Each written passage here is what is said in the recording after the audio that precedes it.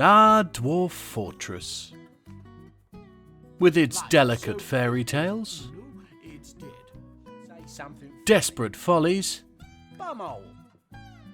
dastardly foes, The mouse devil. and damn good fun. What? No!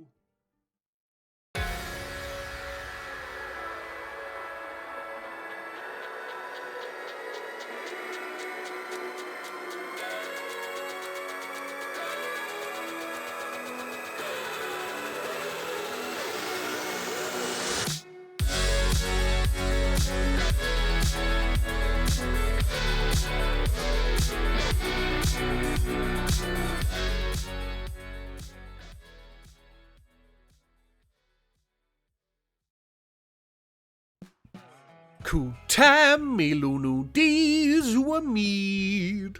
Welcome one and all to my Ageless Realm.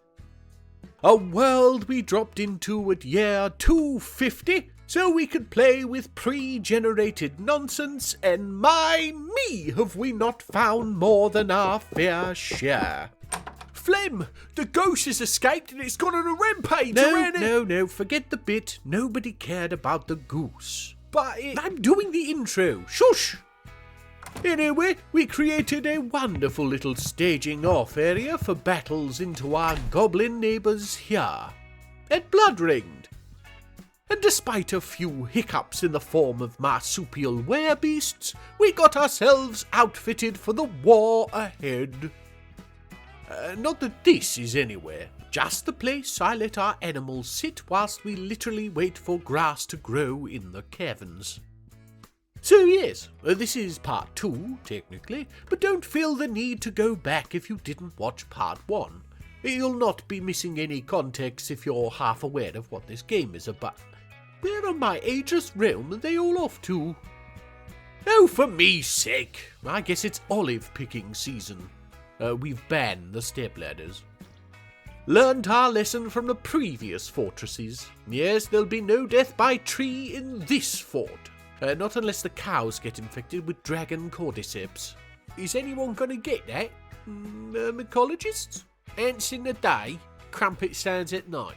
What a lifestyle. Talking of gaining context, here are the poor dwarves that we had to trap for the safety of the fortress. Ral, Zathan and Reg were attacked and turned into wereopossums. So now they're playing dead for the other side. They're gay? No, I mean they're evil. Yeah, I've seen a Disney movie. Oh, very good. So I've decided that we'll be giving our hairy little moon-summoned murder beasts a place to call their own. Down under the fort where they shan't be tempted to nibble their way into a proper passel of prehensile-tailed opossum pals. Only problem being the getting to it. We've a decent contingent of minor dwarves, but mining out a main passage is no minor feat when the mine adit has a mind to shift shaft to shallow shoal.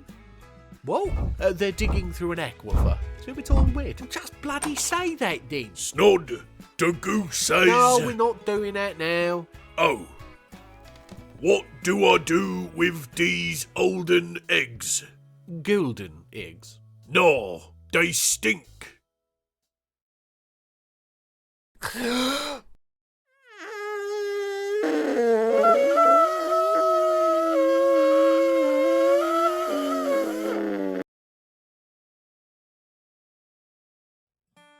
On to fortress matters, and our outpost liaison, Aban Mutorb, has arrived. Interesting little tidbit about Aban, she's left-handed. As dwarves have not yet invented such a thing as a pen, this affects her life little. Too sure interesting is the word you meant to use there. Not good enough for you. Okay, how about when Aban was born, she had an abnormally round head and didn't make so much as a squeak until she was nearly 4 years old. Mutorb. Hilarious. They're short people who live in dirt holes. What do you want from me? Oh, and the game isn't paused, by the way. Aban has now spent 3 days beneath that coffee tree, and I can only assume it's because she's heard of the wereopossums. Or smelt them. Doesn't seem to have stopped the trade caravan any, so we'll let Aban dance on the map edge while we get down to business. To defeat the Huns? What? I told you, we were watching Disney movies. Hasn't stopped new migrants either. Gets us to 88. It's been about a month since she arrived and Aban is still on the map edge. I don't know what's got her stuck, but it seems I needs must break the illusion and admit the game itself has gone wonky. Would that Aban were the worst of it. The traders have gotten themselves trapped in a perpetual nightmare of setting up. Now, sure, I could have sold this as them plotting to unpack a particularly petulant pachyderm, perhaps. Or struggling with several slippery satchels of slightly soiled socks.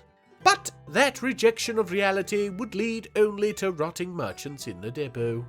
Rat, rud, rary, rad. Right. So I'm working on the assumption that they don't want to get their shoes wet and have built them a bridge over the couple of tactics, which is the name of this stream. And what Flem thinks is a fine replacement for brushing his teeth in the morning. Oi! No, that's Tic Tacs. Gainsborough! Your breath stinks. Ah, Bomrick! A very average dwarf with a very mean past. A former comedian, his career hit the commode with a particularly pebbly splash when he was booed off stage for screaming about lizard people in the military leadership. Dwarves are a very progressive people. This led to a drinking problem, and sick of mopping, his wife left him. His move to Bloodringed seems to have calmed him down somewhat, and he's fallen back on his skills as a teapot cozy maker. He's still intolerant and rude, but he's keeping it to himself as is right and proper. You can have a big rock, just don't be waving it around. Yeah, you'll hurt your back. Yes, and keep it out of my ears. Well, we'll leave him to get on with his strange mood and come back when he's done. And he has created a pigtail head veil. Rodor atol vetor idem. Bolded found the dishonest keys. Bonrek, I thought you were past this. It's a rock-spiked head veil with an image of a gem on it, which is the pet name he gave his ex-wife. This is crossed out and followed by an image of a giant black mamba. He's calling her a snake, so bloody childish. And he's meditating on wealth. She got the house. Found the dishonest keys, I get them. But bolded, she has alopecia. Is that why he made her head veil? Yes. What a bastard! Oh, talking of bastards, we've got snatchers again. John has provided this piece for us, which is very on point. Trust me. I don't want to miss the violence, so we'll follow Erash as she charges into the field. I've got the warriors on training 24/7. How is she this sweaty already? We missed the actual fight, stupid Erash. Looks like this goblin tried to surrender, but our dwarves aren't in the habit of taking prisoners. Because I've yet to make a dungeon. And we'll just assume that he's looting, despite the fact the goblin's items are forbidden. Moving on. We've arrived, brother. Footsore, weary. Accompanied as ever by the cannibalistic champion of our wasting stomachs. And now, a stench to tantalise and tighten, a wafting through the rocky halls, of blood and meat and bone, wrapped in tamed earth and scraped skin, the cacophony of tinking, beating, marching, bleating calls, A dinner bell, the likes of which we've not heard for moons. Aye, you're getting right good at that poetry stuff, thank you. One question. What? What's a moon? Ooh, blind cave ogres. And no, they don't have a language of their own, nor do they have any idea what poetry is, as far as I'm aware anyway. That whole piece was just a bit of fun for me. John drew one, but I think he followed the in-game sprite a little too closely for him to be proud of it. It's not bad, just not really required. On to fortress matters. The bloody traders are still here, so I've decided that the trade depot is haunted and has to go.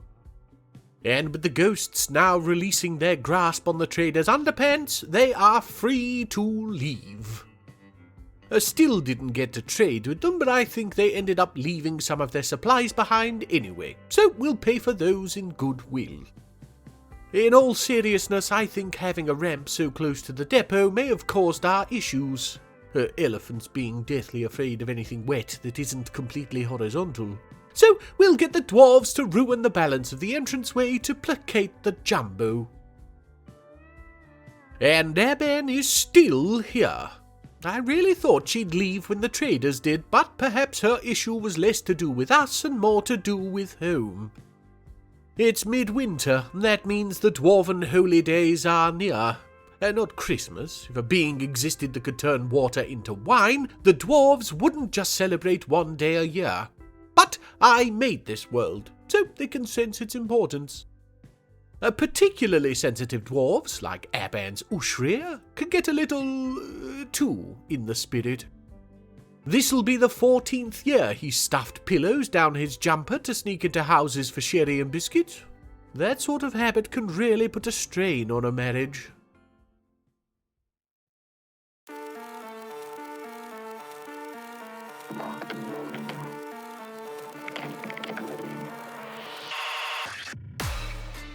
The underwater train set prototype that never took off beast, Akusm Otur-usmo Sodor, has come. And as usual, the game can't tell the difference between crabs and spiders. Well, you wouldn't want either of them down your pants. Quite. Well, anyway, it's on the first cavern layer, and we have no entrances at all there. So, fire-breathing or not, we are completely safe. Oh, arses. I completely forgot about the natural passage that goes between all three layers. I was dealing with the frankly ridiculous flooding we've been having down the main stairway due to the aquifers, and had an accident with iron bars, and, well, end result is this slippery sod caught me with my trousers down. Which is exactly where you didn't want him. Anyway, the doors are open and the warriors are me knows where, so now we get to watch as Bloodringed burns. Oh, it seems to be heading away, and no, straight into the fort. Ah, early spring. Lovely.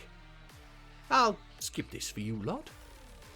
No, flaming and dead. Maybe I was too quick with the getting rid of the water thing. Now, yes, we lost a miner, but now we've got crab for days. The dwarf who dropped it won't mind sharing. He isn't a shellfish. No! Yeah, that one just doesn't make any sense. Oh, shush. Also, we've nearly completed the bars that'll unflood the fortress. It's this damn hallway again. Can't wait to have this done. Oh my! Another boar has been at the corn and... Oh no, run that dwarf! Better just give the military the order to attack. The screams and squeals not cluing them in, apparently. Survive, dwarf! We can't afford more flowers! Ah, damn. Oh, and the husk named itself Rose Prices to cock a snook. Joke's on you, piggy. Lilies are the preferred funerary flower for dwarves. Now it's just... standing there. I wonder what it's saying. Oink. Don't know what I expected, really. Ah, and the warriors are here, and they've put the creature out of our misery. Oh, poor Kumail. we hadn't the opportunity to look deeper into her past, which is disappointing as it was fraught with fire, famine, and fear. Her time as oven-minder in the fortress bakeries at the Mountain Hall, and subsequent firing for failing to raise the alarm before the explosion, being the precise reason she was working as a hauler here, where she met the boar husk and her fate. With the fire-spewing crab and now this pig, we've needed to extend our tomb system. It's not fancy, but that's more out of the need for further expansion that I see coming. Better to keep it simple. We have finally made it to the space we're clearing for the opossums. Due, however, to the fact we needed to release the rising water, we dug out some waterways into the first floor of the cavern and created a little slip and slide of death. Way down here, on a stretch of land between pools and further drops, lie the bodies of Dasdot and Coolette, two of our miners. No, what on my ageless realm? It looks like Saxel Tomb Gully has also taken the plunge, though he seems to have survived the drop completely unharmed. Well, yeah, his would have been a minor fall. You're disgusting. And wrong, as it happens. I think he managed to catch himself on a mushroom tree and climb down. I wondered if there's any way to get him back to the fortress. Aha! Look at this! Crab ichor. Emo-lymph. Right. Well, anyway, our crab beastie friend got himself injured on his journey to our fort entrance. So, if we have Saxel follow the mess, he'll be back to safety in no time. Ah, damn, a troglodyte. Well, no fear, Saxel has a pickaxe. God, look at them go. And the fight begins. Yes, get her, Saxel. Oh dear, it's hard to tell, but the naked cave woman is getting in some good licks. Oh, and he's unconscious. Oh, no, a lucky hit. Collapse, you horrible. Ah, Saxel. And the troglodyte goes by veil fates now. Or for as long as it takes for her to bleed out as she's unconscious to... Oh, come on! Ah, well, Saxel was going the wrong way anyway. Thob Tombs Grasping, so named for a mild case of gold digging in her late 20s, has gone into a strange mood.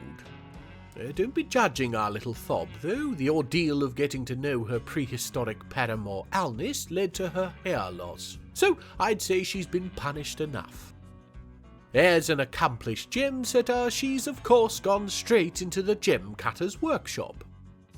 Hopefully whatever she makes will help to soothe the mental scarring that a long bag of loose nuts caused. Talking of loose nuts, Obok and Kumil have been scattering them and sowed oats into a trail mix of Talpidae muster. For who else but the baby delivery mole? Yes, this'll be the third of Dent Paper's children, and everybody knows the third one is always the weirdo. Eral Haim dances. Are you sure that's not her, me dances? Pretty sure, yes. What with her being a baby. Oh, rock troll babies come out ready to tango. Don't you mean rock? That's not a dance. Anyway, Eral does have a high kinesthetic sense, so maybe she will be a dancer. Ah, and Thob has completed what turns out to be a perfect smoky quartz. Shaked Alnis, the carnality of wars. Oh, Thob, why would you torture yourself like this? You'll remember Alnis was her long-in-the-tooth lover's name? Yes, this highest of quality point-cut encrusted smoky quartz is her representation of him. Excised or exorcised, she should now be able to rest at ease. Just need to remember to stick the monument to multi-millennial man milk somewhere where she won't be bumping into it all the time. Oh, look, she's managed to nod off in the dining hall. I say managed, she hasn't got a bedroom yet, so there wasn't much other choice. The Creed of Treasures have decided they've enough worshippers now to deserve a temple and a priest. Ignoring the fact that all of these deities are fictional, do the dwarves not think we've enough to do at the moment? We'll approve this, but monotheism had better find its way onto the menu sharpish. And so busy have we been with digging out warehouses that we've rolled right on round to autumn again. Hello, Aban, and I thank you for just making your way to the fort without a fuss this time. Yes, careful of the animals. Mind the ramp. Glum after getting into an argument. Well, go tell the animals that have gathered in the... temple? Guild hall? Can't you check? Not without starting the game up, and I'm script writing right now. No, you ain't. You's recording. Oh damn, I forgot to remind myself to buy milk.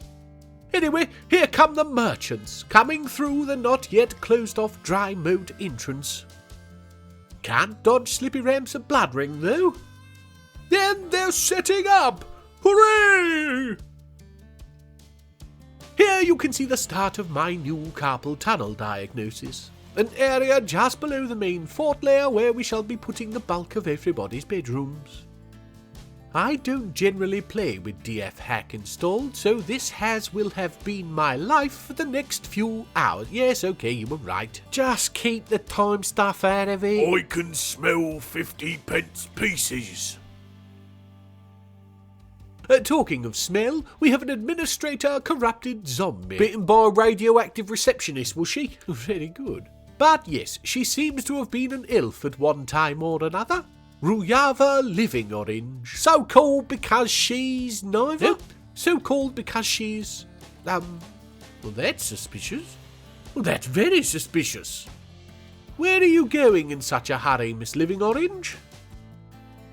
Did you perhaps steal something from that temple/guild hall? Nope, just very, very weird. Cool.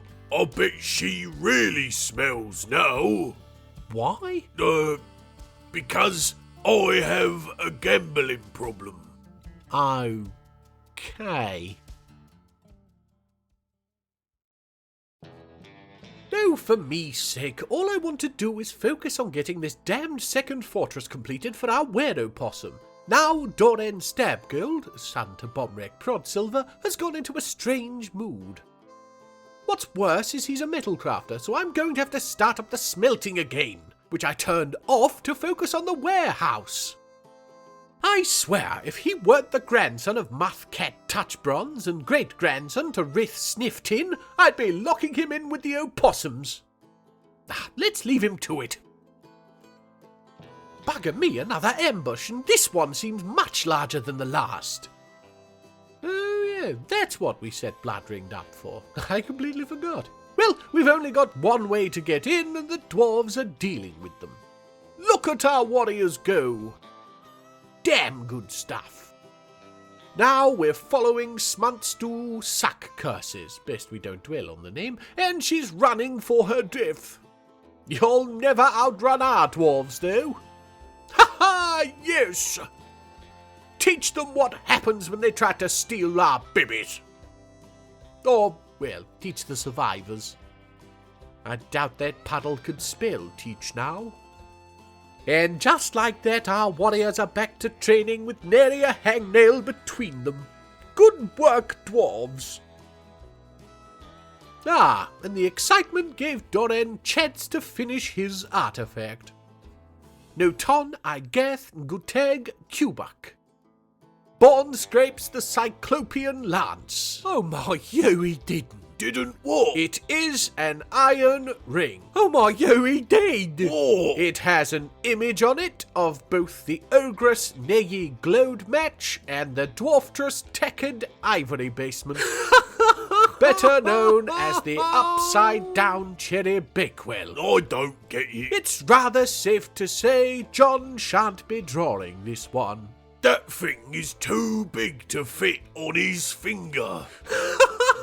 Yes, it is, Gainsborough. Oh my, you! Yes, it is.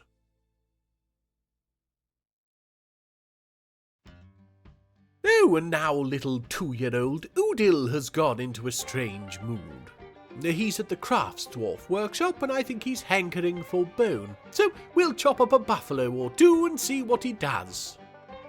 Yes, there we go, off to collect his freshly cleaned spoils. I'm of two minds with these positions. I don't like that they don't provide the child with any skill experience, but I do like that they add to the story of the fortress. Most probably he'll stack a bone on top of another and call it a figurine, but let's leave him to it anyway. And he has created a water buffalo bone chain, Adag Kalal Rovod Agoth. Soak melted the arch of competing. It's pretty good considering it was made by a baby. The name is gibberish, it's two bones connected by sinew and he's rolled it in a gem bin. A very lovely chain will do. Thank you. And the bedrooms are done.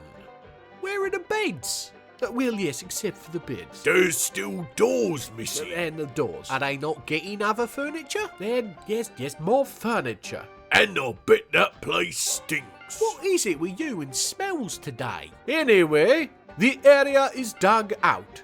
Smoothed and, yes, just slightly haunted by the spirit of a bold lady.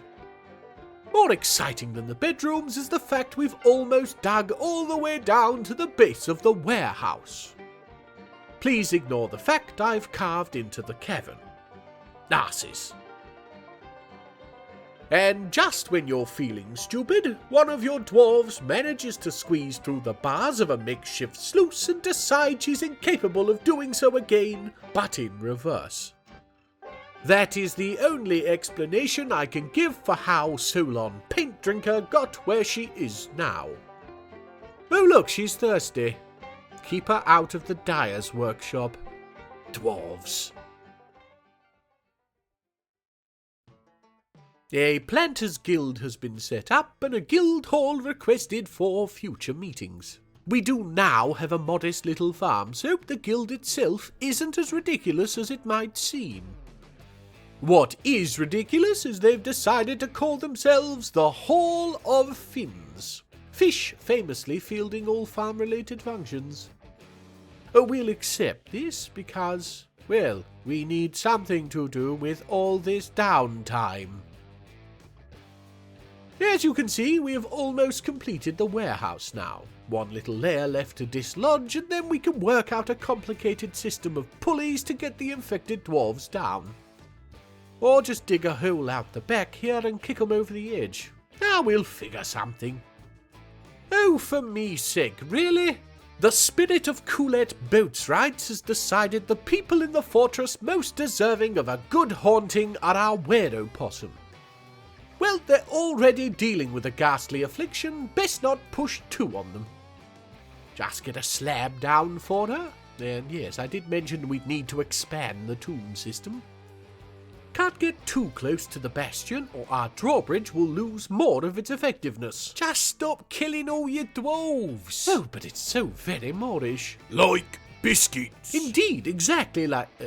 you were just stating the fact you like biscuits, weren't you? Yes. Anyway, Kib Treaty Rules has gone into a strange mood and is making a beeline for the magma smelters. Now, she's only a novice blacksmith, so I'm not sure we're going to see anything sane or useful from this. In fact, I'm completely sure we won't, as I'm writing this after the fact, and as such, no, I get too focused on the collapse of Bloodringed to care what this metal-waving lunatic is screaming about. Bones or gems or some other nonsense I have no time for. I'm telling you now because I think I failed to mention it later. Yes, you do. Thank you for the confirmation, future me. Past you? No, I haven't done it yet. You have? You're recording now. Well, yes, but me writing this is thanking me writing that in the future for coming back and editing that line. Past future you? Oh, my phlegm. See what I mean? Stop doing this. I can smell pounds now. Shut up. Ah, dang it. Nobody picked the fruit on the cow tree and it's all gone rotten. Yes, silliness aside, I think it's time to come to terms with the fact that elves probably aren't pinning my 4 denizens in trees like massive shrikes, and instead the instant growth of trees from one game tick to the next is the actual culprit. I don't think any actual physics are involved, though now I have mental images of cows being flipped into the air, arse over udders, to come down in the branches. But yes, this is clearly the culprit at Bloodringed in any case. Yes, we've only had the one elf here, and they were dead. Back to the Wereopossum nest. A touch damper than I was hoping it would be, but given we've dug the access hallway out of magical sponge, I suppose I shouldn't be that surprised. Anyway, once we get somebody to yank the string tied to this stack of sticks, the floor above won't be, and we can finally look to focus on something else. And... kablamo! Kablamo? The dust settles in the puddles and we get to work. Let the uninfected dwarves start a stairwell and grab some limonite while it's going. Then, once it's all built, our miserable 3 will be given access to the room beyond their cells, and the pickaxes there within. After they regain their opposable thumbs. It's later now, a month later to be exact, hence the pickaxe amongst the opossums. Then, whilst some dwarves remove this furniture, I'll explain why it was there to begin with. Here is poor stressed Ridge. She won't join her fellow furry fellows in the warehouse because she's desperate to attend a meeting with somebody in charge. I was, with some fiddling with burrows and offices, able to facilitate such a thing with Ral, and as such he bounced off to play with some workshops I gave them. But since that one success, no amount of boundary crossing meeting areas seems to be repeating the act for Reg. Why not just let 'em go for a little bit? They got ages till the next full moon. Huh. Yes, well, hopefully I come up with a better idea before we needs must depend on my ability to control dwarves. Well, at least life outside the warehouse continues unburdened. Solon and Dastot have decided to get married, which is incredibly brave in Solon's case, as Dastot didn't earn the last name of Slapped Wound through some hilariously quirky anecdote. Yes, see? She's leading a leatherworking demonstration. To each their own, just make sure you perform proper aftercare. Whoa! Crundlehide needs some pretty strong chemicals to cure.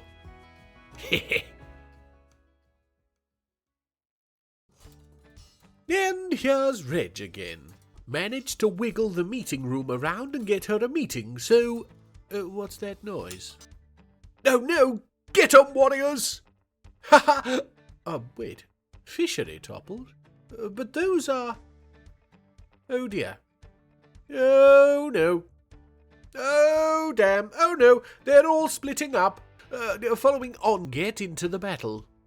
And, of course, the fight is over before she gets there.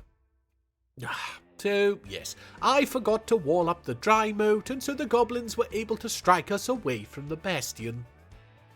Oh, and now with the fishery toppled, there's rotting fish guts everywhere. Oh ho! Very piquant. Very... what? If you're trying to be an ally of those of an aquatic persuasion, I've got to tell you, you're doing it wrong. What I meant was core. That will stink. Pungent. Yeah, it don't half punge.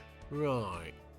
Oh, good glory to me! Dastot has found a little time, whilst her new husband is all tied up, no doubt, to go into a strange mood. Now, she's claimed a leatherworker's workshop, but I think, yes, she's looking for a particular type of thread, so we'll get the spinners spinning.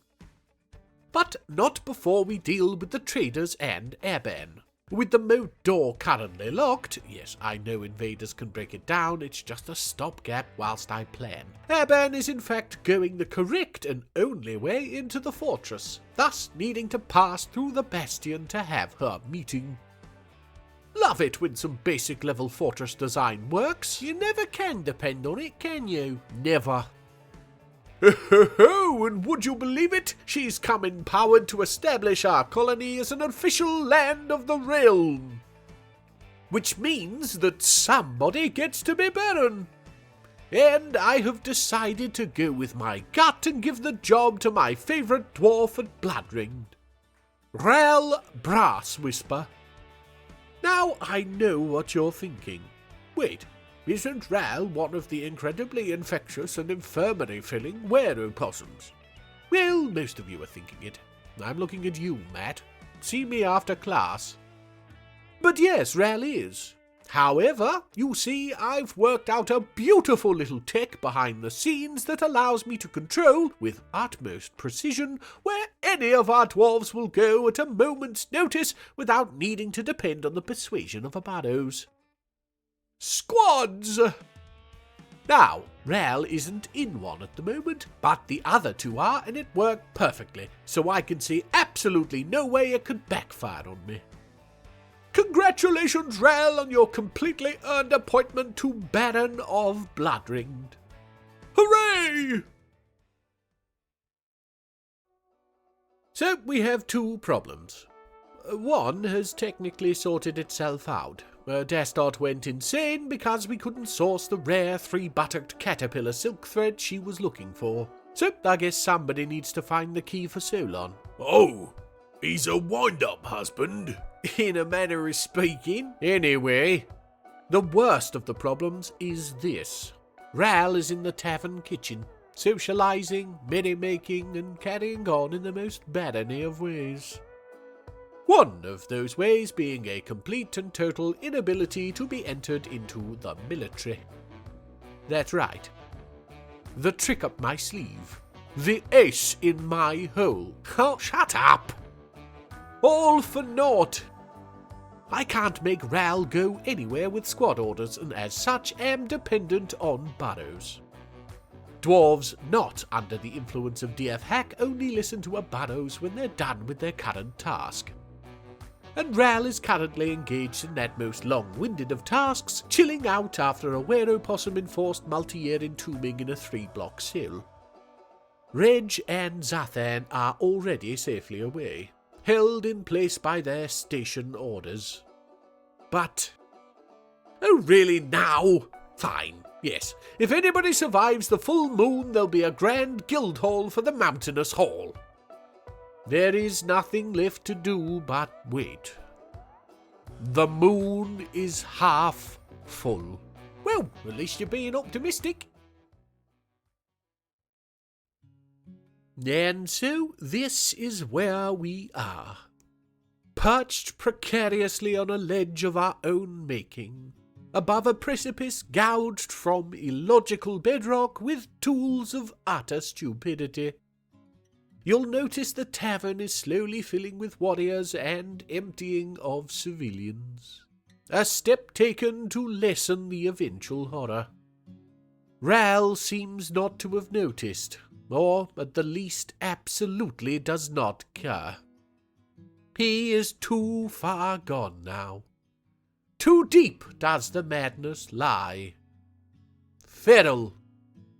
Rabid. I thought he was a opossum. Rabid. A madman, raving raucously at the tolling of the final bell. Baying at a near full moon with lips foaming. And now the thirst. Midst barrels and barrels of the finest dwarven liquor, still he thirsts. A dark thirst.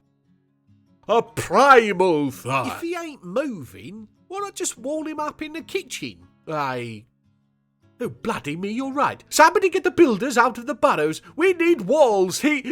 No, for me sake. Well, we don't need the walls anymore. And Rel was dealt with.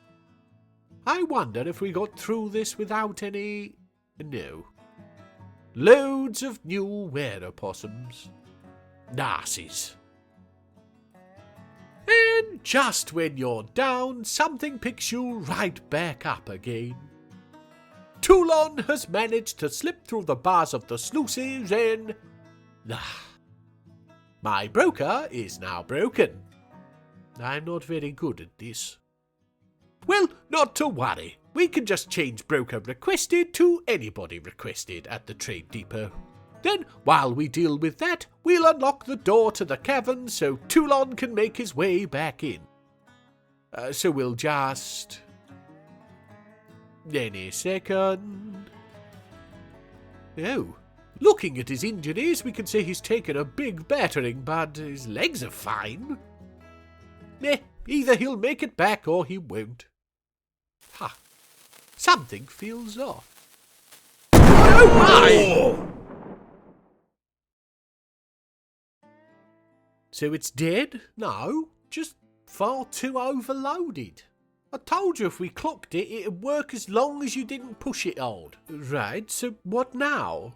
Well, I've still got some tricks up my sleeve.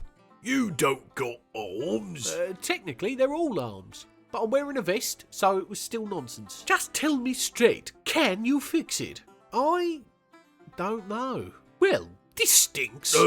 Cool, yeah. That was a right guffy one, Snod.